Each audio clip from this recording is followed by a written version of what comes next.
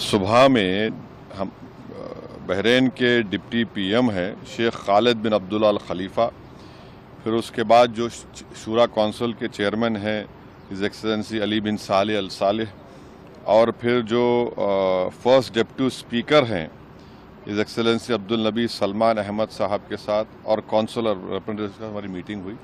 बहुत अच्छी मीटिंग हुई। उसमें तमाम ग्रुप ने जो जय पांडा उसकी क़यादत कर रहे हैं, हमने भारत का पक्ष रखा।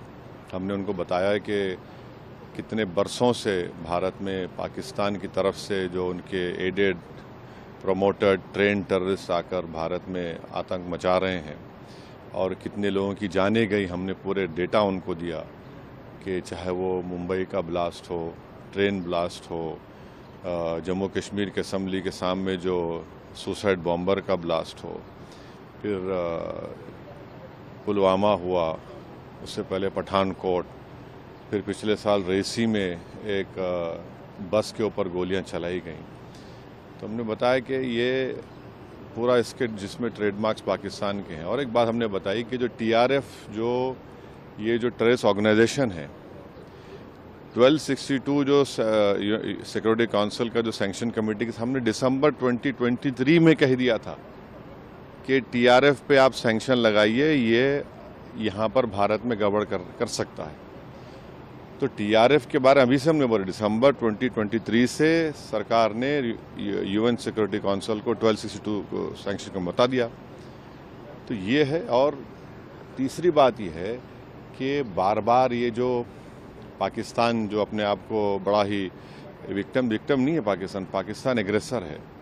और हमने 15 अप्रैल को जो आसिम मुनीर की स्पीच हुई, जिन्होंने कश्मीर के बारे में जो बात कही, उसके बारे में हमने बताया।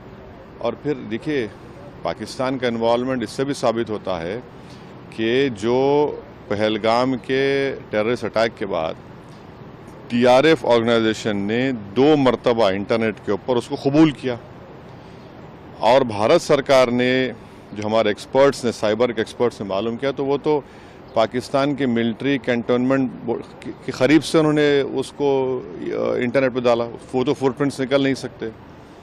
और तीसरे, हमारी देश की जो प्रीमियर इन्वेस्टिगेटिंग एजेंसी एनआईए ने केस रजिस्टर किया है, तो इसमें पूरा इसका इन्वॉल्वमेंट है। और फिर भारत तरफ से जो एक्शन लिया गया, तो पहले 9 मुकामात को हमने निशाना बनाया जो यूनाइटेड नेशन के डेजिग्नेटेड टेररिस्ट ऑर्गेनाइजेशंस का ऑफिस है, और पाकिस्तान ने बेहूदगी की।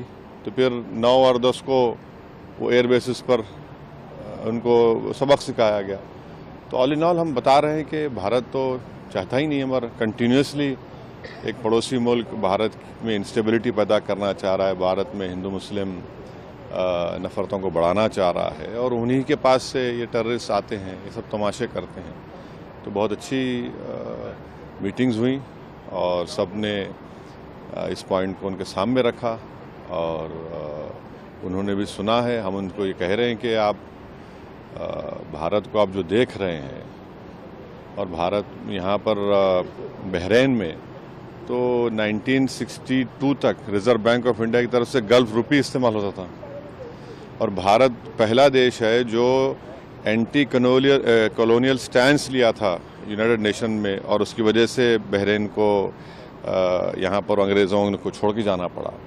और हमने उनको बहरीन की हुकूमत को याद भी दिलाया कि 2018 और 22 में आप ही के एक बहरीनी डिप्लोमेट की वजह से पाकिस्तान को FATF ग्रे लिस्ट में डाला गया, और एक आतंकवादी जो यहाँ पर छुपा हुआ था उसको 2015-16 में उन्होंने भारत सरकार के हवाले भी किया।